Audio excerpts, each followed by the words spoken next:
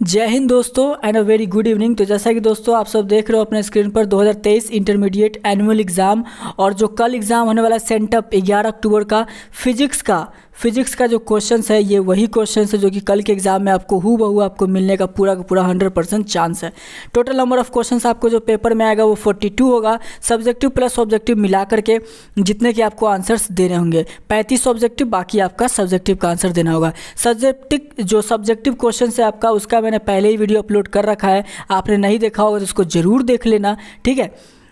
नहीं देखा है तो आपने ज़रूर देख लेना। 3 घंटे 15 मिनट की पेपर होगी कल की एग्ज़ाम जो कि 11 अक्टूबर को है। सेक्शन ए को कवर अप कर रहे हैं, सेक्शन बी हमारा कवर अप पहले से ही है। ऑब्जेक्टिव अभी देखने वाले हैं, 70 ऑब्जेक्टिव क्वेश्चंस को हल करेंगे। सब्जेक्टिव का वीडियो आपको पहले ही मैं दे रखा हूँ, आपने देख रखा है। कोई दिक्कत होगा तो उसको कमेंट करके पूछ लीजिएगा, PDF टेलीग्राम से ले लीजिएगा।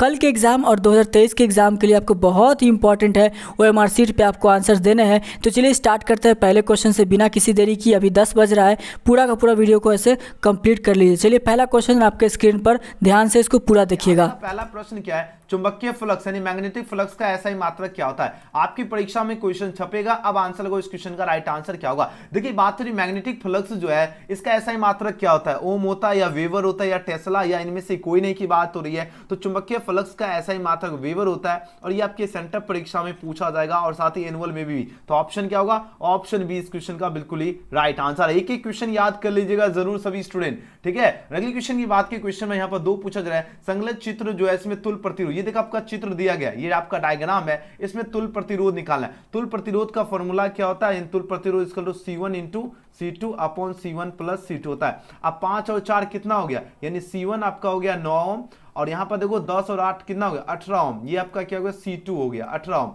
तो सिंपली यहां पर आप लोग बैठा दीजिए 9 × 18 एंड 9 + 18, ठीक है। तो यहां पर देखिए 9 × 18 और 18 9 कितना हो गया बताओ जरा, 18 × 2 = 20 और 7 27 हो गया, 9 × 3 = 27 और 3 × 6 = 18। ये आपका जो निकल रहा है 6 ओम इसका जो है तुल प्रतिरोध हो जाएगा। और जो भी बच्चे ऑप्शन है इसका चूज के बिल्कुल ही सही जवाब है। और जितने स्टूडेंट है सभी बच्चे लाइक कर लीजिएगा क्योंकि आज का वायरल क्वेश्चन देखना अति आवश्यक है। एकदम फुल कॉन्सेप्ट, एकदम आसान भाषा में आपको समझाऊंगा, है ना। अगर आप लोगों का तैयारी का लेवल एकदम 0 लेवल भी है तो आज का सेशन देखने के बाद आपका जबरदस्त लेवल हो जाएगा तैयारी, ठीक है। चलिए अगला क्वेश्चन पूछा जा रहा है, क्या क्वेश्चन नंबर 3 है। डायनेमो का जो कार्य का सिद्धांत है ये आधारित है, ये पूछा जा रहा है किस पर आधारित है, धारा के जो है उसमें प्रभाव पर या विद्युत चुम्बकीय प्रेरण पर या चुंबकीय प्रेरण पर या विद्युतीय जो है प्रेरण पर आधारित है। ये आपका प्रश्न रहा। अब लोग इसे डायनेमो की कार्य का सिद्धांत की बात हो रही है और ये जो आधारित है ये आपका विद्युत चुंबकीय प्रेरण पर। आंसर क्या हो जाएगा, ऑप्शन नंबर बी इस क्वेश्चन का बिल्कुल सही जवाब है। अगले क्वेश्चन की बात कर लेते हैं, नेक्स्ट क्वेश्चन देख लेते हैं, क्वेश्चन नंबर 4। कुछ देखिए सीधा परीक्षा एग्जाम में क्वेश्चन छपेगा,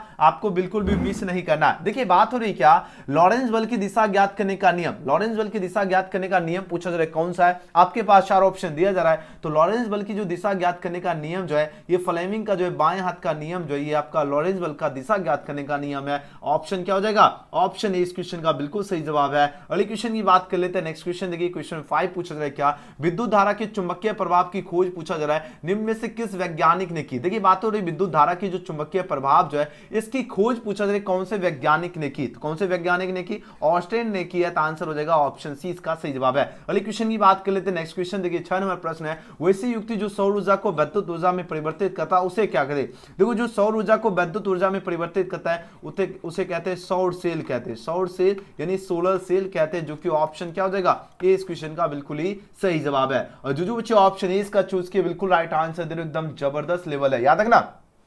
वैसी युक्ति की बात हो रही जो सौर ऊर्जा को विद्युत ऊर्जा में परिवर्तित करते हैं उसे कहते हैं सोलर सेल कहते हैं, यानी सौर सेल। अगले क्वेश्चन की बात करें, नेक्स्ट क्वेश्चन देखिए 7 नंबर प्रश्न पूछा जा रहा है क्या, आवेश का पृष्ठ घनत्व का मात्रक क्या होगा। सीधे परीक्षा में छपेगा प्रश्न। देखिए बात हो रही आवेश का जो पृष्ठ घनत्व जो है ना इसका मात्रक क्या होता है, इसका मात्रक होता है आपका कूलाम प्रति मीटर स्क्वायर होता है, जो कि ऑप्शन ढूंढो जरा, ढूंढो कहां पर है, ऑप्शन क्या हो जाएगा, ए इस क्वेश्चन का बिल्कुल सही जवाब है। याद रखना क्या होगा, आवेश का पृष्ठ घनत्व का मात्रक होता है कूलाम प्रति मीटर स्क्वायर होता है, जो कि ऑप्शन इसका राइट आंसर है। अगले क्वेश्चन की बात कर लेते हैं, नेक्स्ट क्वेश्चन पूछा जा रहा है क्या, 25 वाट और 220 वोल्ट है तथा 100 वाट 220 जो है वोल्ट के 2 बल्बों में से पूछा जा रहा है प्रतिरोध ज्यादा होगा। अब पूछा जा रहा है जो प्रतिरोध जो है ना ज्यादा किसका होगा। आपके पास 4 ऑप्शन है दिया जा रहा है। अब ज्यादा प्रतिरोध पूछा जा रहा है किसका हल्का होगा, बोलोगे इससे ज्यादा की बात हो रही है, और जो कम वाट का जो बल्ब होगा उसका प्रतिरोध ज्यादा होगा, तो ऑप्शन क्या होगा 25 वाट का जो बल्ब होगा इसका जो प्रतिरोध होगा यानी रेसिस्टेंस होगा वो आपका क्या होगा ज्यादा होगा।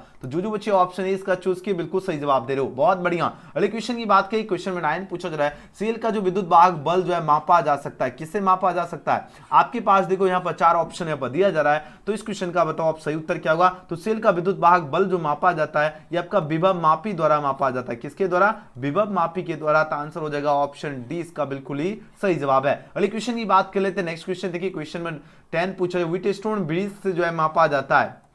अब इससे पूछा जा रहा है क्या मापा जाता है, उच्च प्रतिरोध हाई रेसिस्टेंस होगा या निम्न प्रतिरोध लो रेसिस्टेंस होगा, या आपका दोनों होगा, या आपका विभवांतर होगा। अब आंसर को इस क्वेश्चन का सही जवाब क्या होगा? प्रश्न देखिए, अब आंसर को देखिए, बात हो रही है व्हीटस्टोन ब्रिज से जो मापा जाता है, ये पूछा जा रहा है क्या मापा जाता है। इससे देखिए आपका उच्च प्रतिरोध भी मापा जाता है और निम्न प्रतिरोध भी मापा जाता है। तो आंसर क्या हो जाएगा? ऑप्शन सी इसका बिल्कुल सही उत्तर होगा, दोनों हो जाएगा ए और बी। ठीक है, चलिए अगले क्वेश्चन की बात कर लेते हैं, नेक्स्ट क्वेश्चन देख लेते हैं। 11वां प्रश्न, 11वां प्रश्न क्या है, चुंबकीय क्षेत्र की जो दिशा से जो है किसी चुंबक को अगर 90 डिग्री से घुमाने में जो संपन्न कार्य क्या होगा, यानी यह जो आपका वर्क डन करेगा यानी संपन्न कार्य जो होगा वह क्या होगा। तो आपको पता होगा वर्क डन यानी W बराबर जो फॉर्मूला होता है ये होता है MB1 माइनस क्या होता है कॉस थीटा, ये इसका फॉर्मूला होता है और एग्जाम में फॉर्मूला भी पूछा जाता था, आपको याद रखना। अब देखो यहां से आपका MB हो गया 1 माइनस कॉस थीटा, कॉस 90 का वैल्यू जो होता है आपका 0 होता है। अब इसको मल्टीप्लाई करेंगे तो सिर्फ और सिर्फ 1 MB बचेगा, क्योंकि 0 होगा तो इससे खत्म ही हो जाएगा, तो बचेगा 1 MB बचेगा आंसर इसका।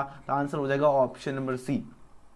जो बच्चे ऑप्शन इसका सी चूज के बिल्कुल सही उत्तर है। और इस प्रकार का आपके एग्जाम में जो है ना बार बार क्वेश्चन पूछा जाता है और आपको एकदम बिल्कुल भी कंफ्यूज नहीं होना। तो जो बच्चे ऑप्शन इसका सी चूज के बिल्कुल सही जवाब है। चलिए कैसे हुआ, देखो जब भी आपको अगर 90 कोई भी मान दे सकता है, एग्जाम मानो अगर 60 डिग्री भी दे दे वैल्यू रख देना है, तो इसका फॉर्मूला अगर आपको याद रहेगा तो यानी वर्क डन यानी संपूर्ण जो है आपका आकार बराबर यानी W बराबर क्या होता है MB1 माइनस क्या होता है कॉस थीटा होता है। ठीक है, और एग्जाम में ये फॉर्मूला भी पूछा जाता है तो आपको याद रखना। अब सिंपली देखो यहाँ पर आपको वैल्यू रख देना, ये MB हो ही गया 1 माइनस कॉस थीटा यानी कॉस 90 का वैल्यू कितना होता है यानी 1 माइनस 0 हो गया, कॉस 90 का वैल्यू 0 होता है, तो सिंपली क्या नहीं होगा 1 गुना MB 1 MB, आंसर हो जाएगा ऑप्शन सी। ठीक है, चलो अगले क्वेश्चन की बात कर लेते हैं। नेक्स्ट क्वेश्चन देखिए, यहाँ पर 12 नंबर प्रश्न आ चुका है। अब आंसर लगाओ। देखिए बात हो रही क्या, किसी परिपथ का वह गुण जो विद्युत ऊर्जा को ऊष्मा में बदल देता है कहा जाता है। जो विद्युत ऊर्जा को ऊष्मा में बदल देता है पूछा जा रहा है कहा जाता है, उसे रेसिस्टेंस कहा जाता है यानी प्रतिरोध कहा जाता है। ऑप्शन क्या हो जाएगा? ऑप्शन डी इस क्वेश्चन का बिल्कुल ही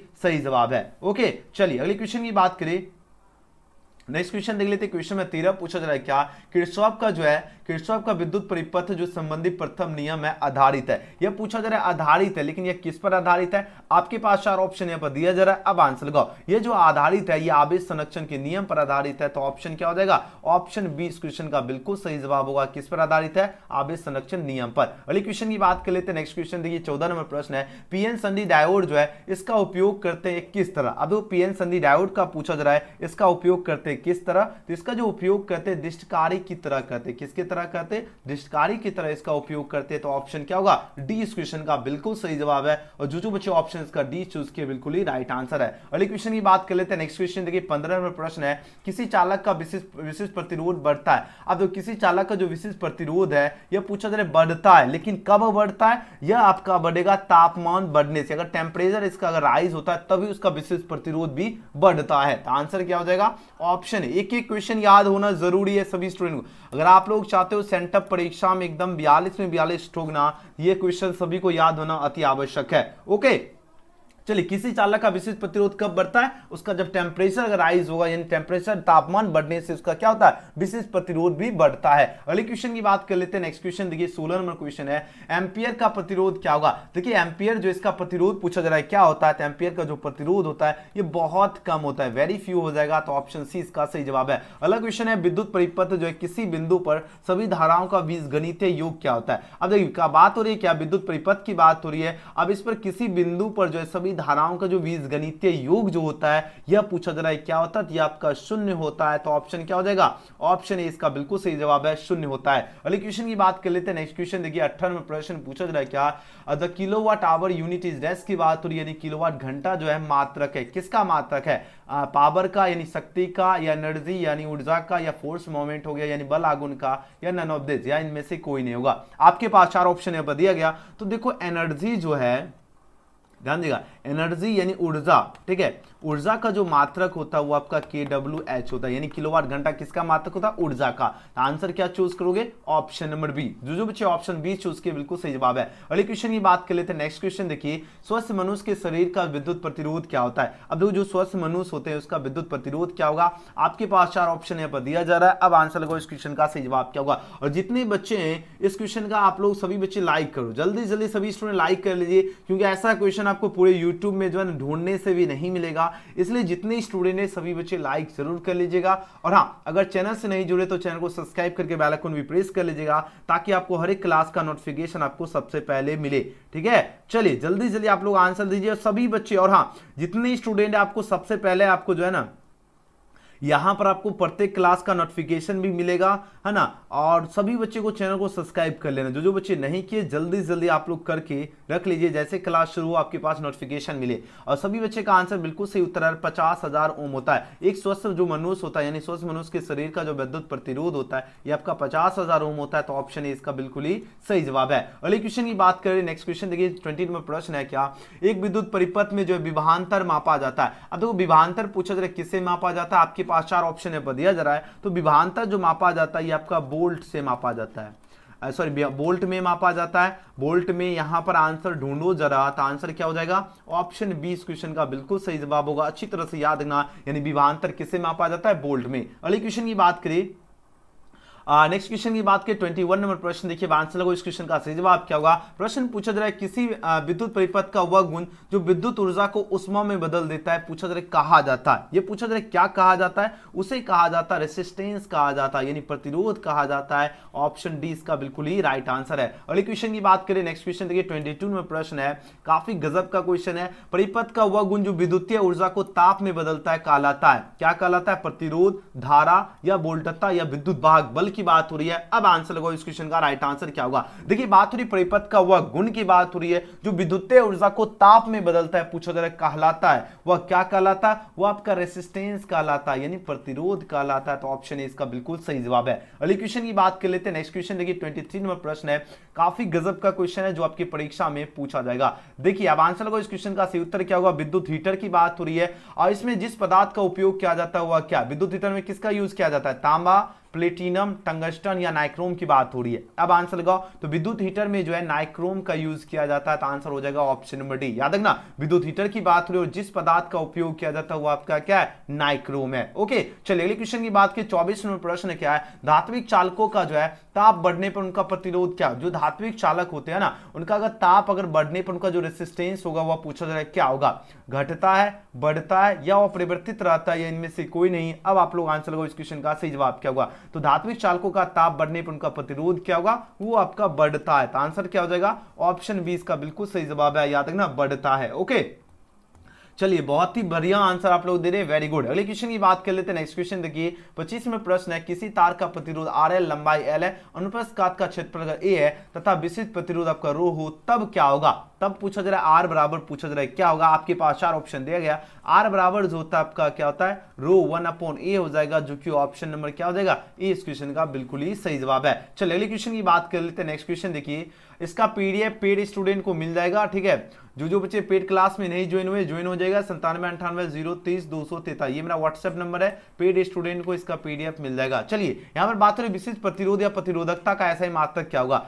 ठीक है, अब आंसर लगाओ। जो बच्चे नहीं जुड़े जल्दी जल्दी व्हाट्सएप पर मैसेज कीजिए और पेड क्लास में जुड़ जाइए फटाफट। ठीक है, आज भर ऑफर है, सिर्फ ऑल सब्जेक्ट की तैयारी के लिए सिर्फ और सिर्फ आपको 500 फी है, इंग्लिश हिंदी दोनों मीडियम के लिए। ठीक है, चलिए विशिष्ट प्रतिरोध या प्रतिरोधकता का ऐसा ही मात्रक जो होता है या ओम मीटर होता है, अच्छी तरह से याद रखना। ऑप्शन क्या होगा, ए इस क्वेश्चन का बिल्कुल सही जवाब है। अगले क्वेश्चन की बात कर लेते हैं। नेक्स्ट क्वेश्चन 27 नंबर प्रश्न है, निम्नलिखित में किस राशि का मात्रक वोल्ट प्रति मीटर होता है। देखिए बात हो रही है क्या, ध्यान दीजिएगा, वोल्ट प्रति मीटर की बात हो रही है और वोल्ट प्रति मीटर पूछा जाए किसका मात्रक होता है। आपके पास 4 ऑप्शन है, दिया जा रहा है। तो वोल्ट प्रति मीटर जो मात्रक होता है आपका विद्युतीय क्षेत्र का मात्रक होता है। तो ऑप्शन क्या हो जाएगा, डी इस क्वेश्चन का बिल्कुल ही सही जवाब है। अगले क्वेश्चन की बात कर लेते हैं। नेक्स्ट क्वेश्चन 28 नंबर प्रश्न है, दो समान धारिता C वाले संधारित्र को समानांतर क्रम में जोड़ने पर उसकी जो है समतुल्य धारिता क्या होगी। उसकी समतुल्य धारिता पूछा जा रहा है क्या होगी। आपके पास 4 ऑप्शन है, दिया जा रहा है। तो उसकी समतुल्य धारिता आपका 2C होगी। आप बोलोगे सर ये 2C कैसे होगी। देखो जब भी जितना आपका धारिता कितना है 2 है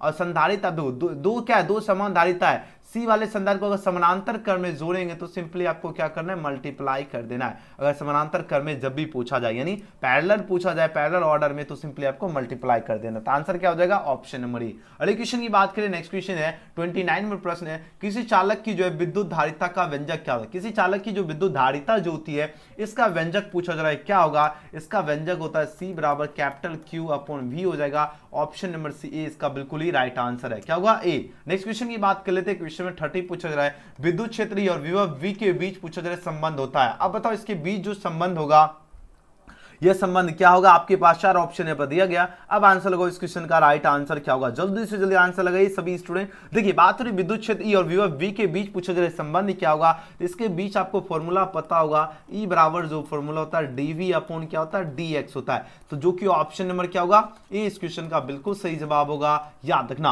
अगले क्वेश्चन की बात कर लेते हैं, नेक्स्ट क्वेश्चन देख लेते हैं, क्वेश्चन में 31 है, प्रत्यावर्ती धारा में महत्तम मान और वर्ग मध्य मूल मान का अनुपात क्या होता है। अब इसका अनुपात पूछा जा रहा है, क्या होगा, आपके पास 4 ऑप्शन है दिया गया, इसका अनुपात जो होता है 1/√2 होता है। तो ऑप्शन क्या हो जाएगा, ऑप्शन सी इसका बिल्कुल ही सही जवाब है। अगले क्वेश्चन की बात कर लेते हैं, नेक्स्ट क्वेश्चन देख लेते हैं, क्वेश्चन में 32 पूछा जा रहा है, क्या निकेल है। अब बताओ निकेल क्या है, निकेल जो आपका फेरोमैग्नेटिक है यानी लौह चुंबकीय है, निकेल आपका क्या है, लौह चुंबकीय है। तो ऑप्शन क्या होगा, सी इसका बिल्कुल सही जवाब है। अगले क्वेश्चन की बात कर लेते हैं, नेक्स्ट क्वेश्चन देखिए 33वां प्रश्न है, किसी उत्तर लेंस का जो है ऊपरी आधा भाग काला कर देने पर पूछा जाए इसके द्वारा बनाया गया प्रतिबिंब हो जाता। अब इसके द्वारा बनाया गया जो प्रतिबिंब जो हो जाता है ये आपका क्या होगा, बड़ा बिल्कुल भी नहीं होगा, ना ही छोटा होगा, ये आपका कम तीव्रता वाला हो जाता है, ठीक है। तो आंसर क्या हो जाएगा, ऑप्शन सी इसका बिल्कुल सही जवाब होगा, याद रखना। किसी उत्तर लेंस का अगर ऊपरी आधा भाग को अगर काला कर देने पर जो है इसके द्वारा बनाया गया प्रतिबिंब क्या हो जाएगा, कम तीव्रता वाला हो जाता है। आंसर हो जाएगा ऑप्शन सी इसका बिल्कुल सही जवाब है। बहुत बढ़िया आप लोगों का तैयारी का लेवल है। अगला क्वेश्चन देखिए 34वां प्रश्न है, जब प्रकाश कांच में प्रवेश करता है इसकी तरंग लंबाई क्या होगा। देखिए बात है when light enter into glass then its wavelength is dash की बात हो रही है, इसका यानी वेवलेंथ यानी इसका जो तरंग लंबाई जो होगी वह क्या होगी। आपके पास 4 ऑप्शन है पर दिया जा रहा है, इसकी तरंग लंबाई जो है आपका डिक्रीज होती है यानी घट जाता है। तो आंसर क्या हो जाएगा, ऑप्शन ए इसका बिल्कुल ही सही जवाब है। अगले क्वेश्चन की बात कर लेते हैं, नेक्स्ट क्वेश्चन 35वां प्रश्न देखिए, सामान्य संयोजन में जो है खगोलीय दूरबीन की नली की लंबाई क्या होगा। देखिए नली की लंबाई की बात हो रही है और नली की जो लंबाई होती है आपका FO प्लस क्या होती है, FE होती है, जो कि ऑप्शन क्या हो जाएगा, इसका बिल्कुल सही जवाब है। और ये आपके एनुअल परीक्षा में पूछा जाएगा प्रश्न, आप लोग ट्रिपल स्टार लगा के रख लो, ठीक है, एनुअल में पूछा जाएगा, ठीक है, याद रखना। ओके चलिए बहुत बढ़िया सभी, और जितने स्टूडेंट है सभी बच्चे लाइक कर लीजिए, और हाँ चैनल से नहीं जुड़े तो सभी बच्चे चैनल को सब्सक्राइब करके बेल आइकन प्रेस कर लीजिएगा ताकि आपको हर एक क्लास का नोटिफिकेशन आपको सबसे पहले मिले। चलिए अगले क्वेश्चन की बात कर लेते हैं, नेक्स्ट क्वेश्चन 36 में प्रश्न है, तरंग लंबाई बढ़ाने पर अपवर्तनांक क्या होगा। अगर तरंग लंबाई बढ़ाने पर जो अपवर्तनांक होता है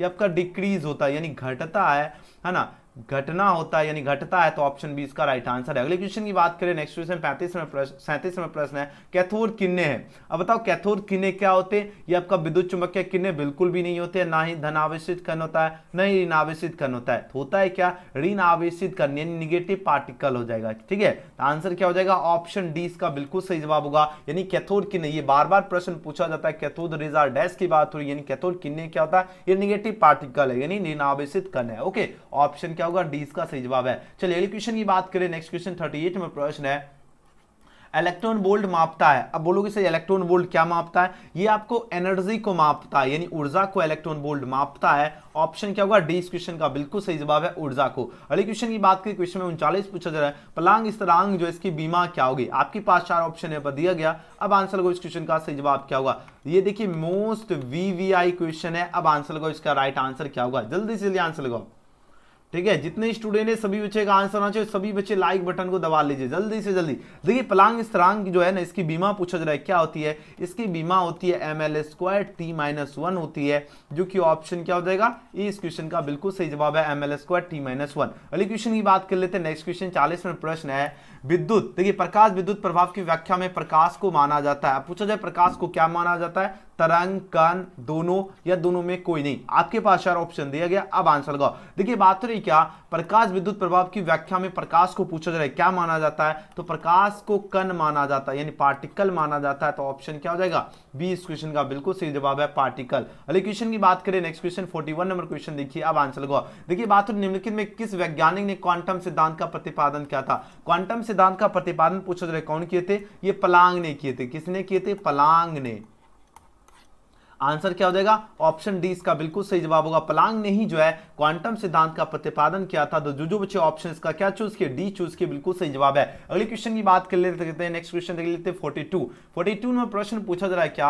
हाइड्रोजन स्पेक्ट्रम की कौन सी श्रेणी जो है प्रवैगिनी में पड़ती है? अब देखिए बात हो रही है हाइड्रोजन स्पेक्ट्रम की बात हो रही है। अब पूछा जाए कौन सी श्रेणी प्रवैगिनी में पड़ती है। ये क्वेश्चन बार बार आपकी परीक्षा में पूछा जाता है और सीधे आपकी परीक्षा में लड़ेगा, एनुअल एग्जाम के लिए भी खास है। ठीक है, चलिए आंसर लगाओ। इस क्वेश्चन का सही जवाब क्या होगा? प्रश्न देखिए, आंसर लगाओ, जल्दी से जल्दी आंसर लगाओ। चलिए बहुत बढ़िया, सभी बच्चे का आंसर बिल्कुल सही आ रहा है। हाइड्रोजन स्पेक्ट्रम की कौन सी श्रेणी जो है प्रवैगिनी में पड़ती है? आपके पास 4 ऑप्शन है, दिया जा रहा है। तो प्रवैगिनी में जो है आपका लाइमन श्रेणी जो ये आपका किस में पड़ती है? प्रवैगिनी में पड़ती है। तो आंसर क्या हो जाएगा? ऑप्शन ए इसका बिल्कुल सही जवाब है। आपका लाइमन श्रेणी किस में पड़ती है? प्रवैगिनी में पड़ती है। ओके, अगले क्वेश्चन की बात करें।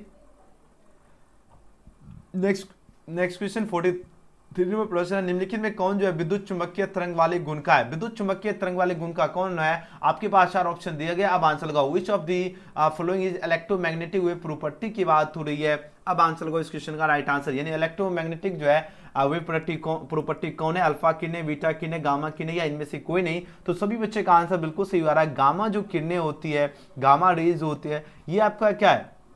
ये आपका विद्युत चुंबकीय तरंग वाले गुण का है, यानी आपका इलेक्ट्रोमैग्नेटिक प्रॉपर्टी जो है ये आपका कौन है? गामा किरणें है। आंसर हो जाएगा ऑप्शन नंबर सी। अगले क्वेश्चन की बात कर लेते हैं। नेक्स्ट क्वेश्चन 44 में प्रश्न देखिए। प्रश्न पूछा जा रहा है क्या? नामांकित में किसे महत्तम वेदन क्षमता है? महत्तम वेदन क्षमता किसे है? आपके पास 4 ऑप्शन है, दिया गया। अब आंसर लगाओ इस क्वेश्चन का करेक्ट आंसर क्या होगा? चलिए आंसर लगाओ। बिल्कुल, ये जो महत्तम वेदन क्षमता की बात हो रही है और गामा किरणें की जो होती है क्षमता ये आपका महत्तम होती है। तो ऑप्शन डी इसका बिल्कुल सही जवाब है। अगले क्वेश्चन की बात करें। नेक्स्ट क्वेश्चन 45 में प्रश्न है, पी टाइप का जो अर्धचालक है इसमें मुख्यधारा वाहक होते। अब इसमें मुख्यधारा वाहक कौन होते? होल छिद्र जो है इसका मुख्यधारा वाहक होते। तो ऑप्शन क्या हो जाएगा? ऑप्शन बी इस क्वेश्चन का बिल्कुल सही जवाब है। अच्छी तरह से याद रखना, यानी पी टाइप के अर्धचालक में मुख्यधारा वाहक होते हैं। कौन होते हैं? होल छिद्र। अगले क्वेश्चन की बात करें 46 में प्रश्न है, और गेट के लिए बुलियन व्यंजक क्या होता है? और गेट के लिए बुलियन व्यंजक जो होता है ये आपका होता है a + b = c होता है। ये किसका होता है? और गेट के लिए बुलियन व्यंजक। अगर हम यहीं पूछे नॉर गेट के लिए बुलियन व्यंजक क्या होता है, तो नॉर गेट के लिए बुलियन व्यंजक होता है a + b पर बार = c। आंसर देखो, और गेट का पूछा जा रहा है तो ऑप्शन ए, नॉर गेट का पूछा जाएगा तो ये। दोनों याद रखना, एग्जाम में 1 नंबर आपको पूछा जाएगा एनुअल परीक्षा में। ठीक है, यहां से एनुअल एग्जाम में भी क्वेश्चन लड़ेगा। ठीक है, देख रहे हैं क्वेश्चन का लेवल एकदम गगनचुंबी लेवल का क्वेश्चन है। देखिए 12 का द्विधारी तुल्यांक क्या होता है? फटाफट ये तो हमने आपको याद ही करवा दिया था। 12 यानी 1100 आपका क्या होगा? द्विधारी तुल्यांक होता है, ऑप्शन सी। अलग क्वेश्चन देख लेते हैं। क्वेश्चन 48 पूछा जा रहा है, टीवी प्रसारण के लिए जिस आवृत्ति प्रकाश का उपयोग होता हुआ। ये क्वेश्चन एग्जाम में पूछा जाएगा। ये क्वेश्चन खास है। देखो टीवी प्रसारण की बात हो रही और टीवी प्रसारण में जो है ये 30 से लेकर 300 जो है मेगाहर्ट्ज का जो है ना उपयोग किया जाता है। तो आंसर क्या होगा? टीवी प्रसारण 30 से 300 मेगाहर्ट्ज, ऑप्शन सी इसका बिल्कुल सही जवाब होगा, याद रखना। अगले क्वेश्चन की बात कर लेते हैं। नेक्स्ट क्वेश्चन 49 नंबर प्रश्न देखिए, काफी गजब का क्वेश्चन है। अब आंसर लगाओ। देखिए बात दिए गए चित्र में ए और बी के बीच तुल्यधारिता क्या होगी? हमने पहले ही आपको बता दिया, तुल्यधारिता से आपकी एनुअल एग्जाम जो होगा उसमें भी पूछा जाएगा और सेंटअप एग्जाम में भी जो है पूछा जाता है। अब आंसर लगाओ। तुल्यधारिता सबसे पहले इसको आपको ए और बी यहां से लेकर आपको यहां तक के बीच आपका तुल्यधारिता निकालना है। ठीक है, तुल्यधारिता कैसे? सबसे पहले इस दोनों के बीच निकाल लेते हैं, दोनों निकाल के और निचला में आपको जोड़ दोगे, ये पूरा का आपका तुल्यधारिता निकल जाएगा। तो यहां पर देखो ये आपका C1 हो गया। ठीक है, 6 माइक्रोफैराड, ये आपका C2 हो गया। तो ये फॉर्मूला तुल्यधारिता क्या होगा? C1 × C2 and C1 + C2। तो सिंपली देखो ऊपर वैल्यू पुट करो, 6 × 6 एंड 6 + 6। ऊपर क्या हो गया? 6 × 36 हो गया और 6 × 6 12। ये आपका 3 माइक्रोफैराड निकल रहा है ऊपर और नीचे 6 है। तो 3 और 6 कितना हो गया? ये आपका 9 माइक्रोफैराड हो गया। आंसर हो जाएगा ऑप्शन नंबर सी। ऑप्शन क्या हो जाएगा? ऑप्शन सी इसका बिल्कुल सही जवाब होगा। जो बच्चे ऑप्शन का सी चूज के बिल्कुल ही राइट आंसर है। चलिए नेक्स्ट क्वेश्चन की बात कर लेते हैं। क्वेश्चन में 50 देखिए, विद्युत परिपथ की शक्ति क्या होगी? देखिए बात हो रही है power of electric circuit is dash की बात हो रही है। अब इसकी पावर पूछा जा रहा है तो आपको पता है P बराबर जो होता है V² होती है। ऑप्शन क्या हो जाएगा? ऑप्शन सी इसका बिल्कुल ही राइट आंसर है। अगले क्वेश्चन की बात करें चलिए वेरी गुड। अगले क्वेश्चन की बात करें, नेक्स्ट क्वेश्चन देखिए 51 नंबर प्रश्न है, लेंस का नियम जो है संबंध है, लेंस का नियम पूछा जा रहा है किससे संबंध है, आपके पास 4 ऑप्शन दिया गया। तो लेंस का नियम आवेश से बिल्कुल भी नहीं होता, ना ही द्रव्यमान से होता, ना ही संवेग संरक्षण सिद्धांत से होता है, ये आपका ऊर्जा से जो है इसका संबंध है। तो आंसर हो जाएगा ऑप्शन नंबर सी। किससे संबंध है,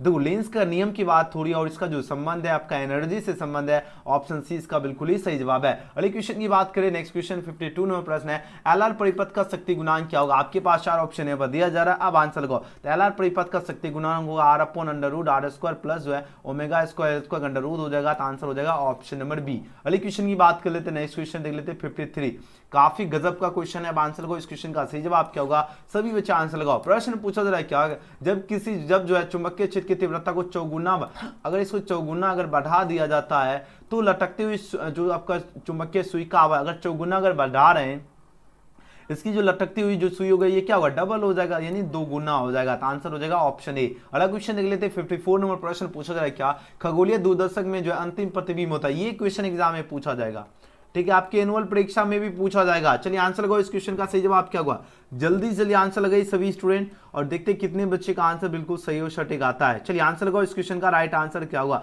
देखिए बात रही खगोलीय जो दूरदर्शक जो है इसमें अंतिम प्रतिबिंब होता है, इसका जो अंतिम प्रतिबिंब होता है ये आपका काल्पनिक और उल्टा हो जाएगा, जो कि ऑप्शन क्या हो जाएगा, ऑप्शन सी इसका बिल्कुल ही सही जवाब है। याद रखना, खगोलीय दूरदर्शक में जो अंतिम प्रतिबिंब होता है आपका काल्पनिक और उल्टा होता है। अगले क्वेश्चन की बात करें, नेक्स्ट क्वेश्चन 55 नंबर प्रश्न है, बीटा किरणें विक्षेपित होती है, बीटा किरणें कहां विक्षेपित होती है, आपके पास 4 ऑप्शन दिया जा रहा है। बीटा किरणें जो आपका चुंबकीय एवं विद्युतीय क्षेत्र दोनों में विक्षेपित होती है, ऑप्शन क्या हो जाएगा, ऑप्शन डी इसका बिल्कुल ही सही जवाब है। क्या होगा, चुंबकीय एवं विद्युतीय क्षेत्र दोनों में। अगले क्वेश्चन की बात करें, नेक्स्ट क्वेश्चन देखिए 56, अभी जस्ट हमने आपको ऊपर कॉन्सेप्ट बताया हूं, अभी इस क्वेश्चन का सभी स्टूडेंट का सही जवाब आना चाहिए, तभी तो पता चलेगा कि हाँ एजुकेशन गैलेक्सी के छात्र जो है ना धुरंधर स्टूडेंट है। अब आंसर लगाओ जल्दी जल्दी, इस क्वेश्चन का सही जवाब क्या होगा, फटाफट आंसर लगाइए, जितने स्टूडेंट है सभी का आंसर आना चाहिए, जल्दी से जल्दी आंसर लगाओ, जितने स्टूडेंट है सभी बच्चे का आंसर आना चाहिए। इस क्वेश्चन का सही जवाब क्या होगा, आपको हमने जस्ट इससे पहले हमने आपको कॉन्सेप्ट बताया और यहाँ पर आपका प्रश्न पूछा गया। अब आंसर लगाओ, इस क्वेश्चन का सही जवाब क्या होगा। अगर इस क्वेश्चन का आंसर अगर आप लोग दे देते तो समझ लीजिएगा आप लोगों का जो तैयारी का लेवल है ना, काफी ज्यादा गजब का हो गया। ठीक है, चलिए आंसर लगाओ, इस क्वेश्चन का सही जवाब क्या होगा, जल्दी से जल्दी आंसर चाहिए, हमें सभी स्टूडेंट का आंसर चाहिए, ऐसे नहीं काम चलेगा। बहुत सारे बच्चे आंसर ही नहीं लगा रहे, हम क्योंकि अभी जस्ट आपको ऊपर हमने कॉन्सेप्ट भी बताया हूं कि नहीं बताया हूं, बताओ जरा आप लोग, ऊपर हमने कॉन्सेप्ट भी आपको बताया हूं। अब जल्दी से जल्दी आंसर लगाओ, इस क्वेश्चन का सही जवाब क्या होगा, जल्दी से जल्दी आंसर दो, जल्दी से जल्दी, देखते हैं कितने बच्चे जो है ना इस क्वेश्चन का सही और सटीक आंसर देते हैं। फटाफट आंसर लगाओ, वेरी गुड। चलिए जल्दी जल्दी आंसर लगाओ, इस क्वेश्चन का करेक्ट आंसर क्या होगा। ठीक है,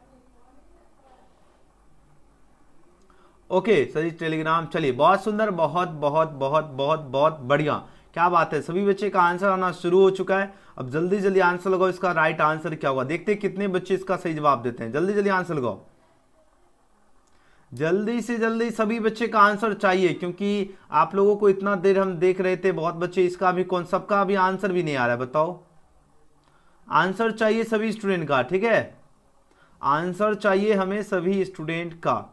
ओके,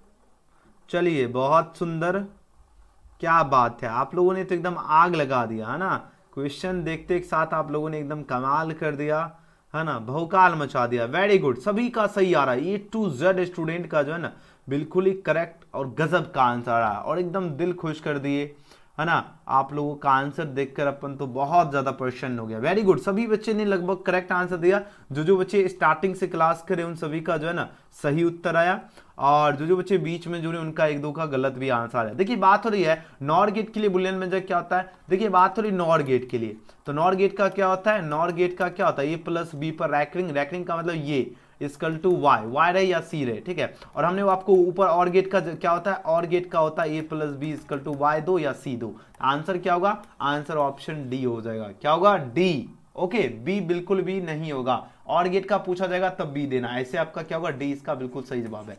चलिए अगले क्वेश्चन की बात कर लेते हैं, 57 नंबर प्रश्न। अब आंसर लगाओ, 57 नंबर क्वेश्चन देखिए बात हो रही क्या, विद्युतीय जो है परिपथ के किसी बिंदु पर सभी धाराओं का बीजगणितीय योग क्या होता है। सभी धाराओं का जो बीजगणितीय योग जो होता है ये आपका शून्य होता है। क्या होता है? शून्य होता है। तो ऑप्शन इसका बिल्कुल सही जवाब है। अगला क्वेश्चन है क्या, विद्युत वाहक बल की बीमा क्या होता है। विद्युत वाहक बल जो है इसका बीमा पूछा जा रहा है, क्या होगा। आपके पास 4 ऑप्शन यहाँ पर दिया गया। अब आंसर को इस क्वेश्चन का राइट आंसर क्या होगा। तो विद्युत वाहक बल का बीमा होता है ml² t-3 और i-1। विद्युत वाहक बल का बीमा क्या होता है, ml² t-3 i-1। यह आपको इस तरह भी एग्जाम में मिल जाएगा, ml² t-3 a-1। इस प्रकार है या इस प्रकार है, कोई भी रहे ऑप्शन वही चूज करना, ठीक है ना। चलिए बहुत बढ़िया। अगले क्वेश्चन की बात कर लेते हैं। नेक्स्ट क्वेश्चन देखिए 59 एम्पियर घंटा मात्रक है। एम्पियर घंटा पूछा जा रहा है, मात्रक है, ये आपका आवेश का मात्रक है। तो ऑप्शन बी इसका बिल्कुल राइट आंसर है। और आज का आखिरी प्रश्न देखिए पूछा जा रहा है 60 नंबर, किसी प्रत्यवर्ती धारा में जो है प्रत्यवर्ती धारा परिपथ में धारा एवं विभवांतर के बीच कलांतर थीटा है, तब पूछा जा रहा है शक्ति गुणांक क्या होगा। तो तब जो शक्ति गुणांक होगा ये आपका cos थीटा हो जाएगा। तो ऑप्शन क्या हो जाएगा, ऑप्शन ए इसका बिल्कुल सही जवाब है, cos थीटा होगा। ओके, अगले क्वेश्चन की बात करें। आपके एग्जाम में देखो अपन मेहनत इतना करा रहे कि हमको पता ही नहीं चला 61 नंबर क्वेश्चन पे हम पहुंच चुके, है ना। अपन सोचे थे 42 ही क्वेश्चन कराएंगे, लेकिन पता नहीं मेहनत में अपन लीन हो जाते हैं पढ़ाने में, क्वेश्चन का नंबर पता ही नहीं चलता है। देखिए पढ़ लीजिए आराम से क्योंकि एग्जाम करीब है। देखिए बात रही किसके लिए तरंगदैर्घ्य का मान अधिकतम है, किसके लिए मान जो है तरंगदैर्घ्य का मान अधिकतम है। आपके पास 4 ऑप्शन दिया जा रहा है। तो रेडियो तरंग रेडियो वेव्स जो है इसका मान जो होता है इसका अधिकतम होता है। ऑप्शन इसका बिल्कुल सही उत्तर है। याद रखना व्हिच हैज लॉन्गेस्ट वेवलेंथ किसका होता है, रेडियो वेव्स का होता है। ऑप्शन इसका बिल्कुल सही जवाब है। अगले क्वेश्चन की बात करें। नेक्स्ट क्वेश्चन देखिए 62 में प्रश्न है, इनमें किसका तरंगदैर्घ्य न्यूनतम है। न्यूनतम की बात हो रही है, which of the following has minimum wavelength. Minimum wavelength किसका है, यानी आपका न्यूनतम वेवलेंथ की बात हो रही है, किसका है। आपके पास 4 ऑप्शन पर दिया जा रहा है। अब आंसर लगाओ। तो न्यूनतम जो वेवलेंथ होता है आपका गामा किरणें की जो है न्यूनतम वेवलेंथ होती है, यानी आपका न्यूनतम तरंगदैर्घ्य होती है। तो ऑप्शन क्या होगा, ऑप्शन बी इसका राइट आंसर है। अगले क्वेश्चन की बात करें। नेक्स्ट क्वेश्चन देखिए 63 नंबर प्रश्न है, प्रकाश तंतु संचार जो किस घटना पर आधारित है। प्रकाश तंतु संचार जो किस घटना पर आधारित है, यह आधारित है आपका संपूर्ण आंतरिक परावर्तन पर आधारित है। तो ऑप्शन इसका बिल्कुल ही सही जवाब है। अगले क्वेश्चन की बात कर लेते हैं। नेक्स्ट क्वेश्चन देखिए 64 नंबर प्रश्न है, एक वस्तु के 3 प्रतिबिंब प्राप्त करने के लिए 2 समतल दर्पण को कितने कोण पर पूछा जाए झुका कर रखना होगा। अब अगर एक वस्तु को अगर आपको 3 प्रतिबिंब अगर आपको प्राप्त करना है तो दो समतल दर्पण को जो है ना आपको 90 डिग्री के कोण पर झुका कर रखना होगा। 90 डिग्री ऑप्शन क्या होगा, ऑप्शन बी इसका बिल्कुल सही जवाब है। और जो बच्चे ऑप्शन इसका बी चूज के बिल्कुल ही सही जवाब दे रहे, वेरी गुड। अगले क्वेश्चन की बात करें। नेक्स्ट क्वेश्चन ये आज पढ़ लीजिए और सेंटअप में क्वेश्चन फार के आओगे। देखिए 65 में प्रश्न है, किस दर्पण में वस्तु का प्रतिबिंब हमेशा छोटा और आभासी दिखाई पड़ता है। हमेशा छोटा और आभासी जो दिखाई पड़ता है कौन से दर्पण में पूछा जा रहा है। आपके पास 4 ऑप्शन यहाँ पर दिया जा रहा है, वो आपका कन्वेक्स जो है, कन्वेक्स में हमेशा छोटा और आभासी दिखाई पड़ता है, यानी उत्तल में, उत्तल दर्पण में, किसमें, उत्तल दर्पण में आपको जो है हमेशा क्या होगा, हमेशा आपका छोटा और आभासी दिखाई पड़ता है। तो ऑप्शन 20 का बिल्कुल ही राइट आंसर है। अगले क्वेश्चन की बात कर लेते हैं। नेक्स्ट क्वेश्चन की ओर प्रस्थान करते हैं। 66 नंबर प्रश्न देखिए, आंसर लगाओ। इस क्वेश्चन का राइट आंसर क्या होगा, ध्रुव का ऐसा ही मात्रक क्या होगा। ध्रुव प्रबलता की बात हो रही है और इसका ऐसा ही मात्रक होता है एम्पियर मीटर होता है, जो कि ऑप्शन नंबर सी इसका बिल्कुल ही सही जवाब है। अलग विषय है चुंबकशीलता का बीमा क्या होगा। चुंबकशीलता जो है इसकी बीमा पूछा जा रहा है, क्या होगी, ये परीक्षा में क्वेश्चन छपेगा। अब आंसर लगाओ। इस क्वेश्चन का सही जवाब क्या होगा। काफी ज्यादा खास क्वेश्चन है और सभी स्टूडेंट का आंसर आना चाहिए। चलिए आंसर लगाओ। इस क्वेश्चन का राइट आंसर क्या होगा, जल्दी से जल्दी आंसर लगाओ। चलिए बहुत बढ़िया। चुंबकशीलता की बात हो रही है और इसकी बीमा पूछा जा रहा है, क्या होती है, इसकी बीमा होती है MLT-2 और I-2 होती है। ऑप्शन नंबर बी इसका बिल्कुल ही सही जवाब है। अगले क्वेश्चन की बात कर लेते हैं। नेक्स्ट क्वेश्चन देखिए, क्वेश्चन 68 है, डायनेमो का कार्य का सिद्धांत आधारित है, यह पूछा जाए किस पर आधारित है, यह आधारित है विद्युत चुंबकीय प्रेरण पर। तो ऑप्शन बी इसका राइट आंसर है। अलग क्वेश्चन है क्या, 69 नंबर प्रश्न है, विद्युत चुंबकीय प्रेरण से जो है संबंधित नियम को क्या कहते हैं। अब पूछा जाए विद्युत चुंबकीय प्रेरण से संबंधित नियम को कहते हैं फैराडे का नियम कहते हैं। ऑप्शन सी इसका राइट आंसर होगा। अगले क्वेश्चन की बात की 70 नंबर प्रश्न है, निम्नलिखित में कौन जो है विद्युत चुंबकीय तरंग वाले गुण का है। विद्युत चुंबकीय तरंग वाले गुण का कौन है, आपको पता है गामा किरणें क्या है, विद्युत चुंबकीय तरंग वाले गुण का है। तो ऑप्शन सी। कुछ क्वेश्चन 2-3 बार रिपीट भी क्वेश्चन है, जो 2-3 बार क्वेश्चन रिपीट है समझ लीजिए आपकी परीक्षा में छपेगा, सेंटअप और एनुअल दोनों में, ठीक है। चलिए आप लोग बताओ, बस इतना ही।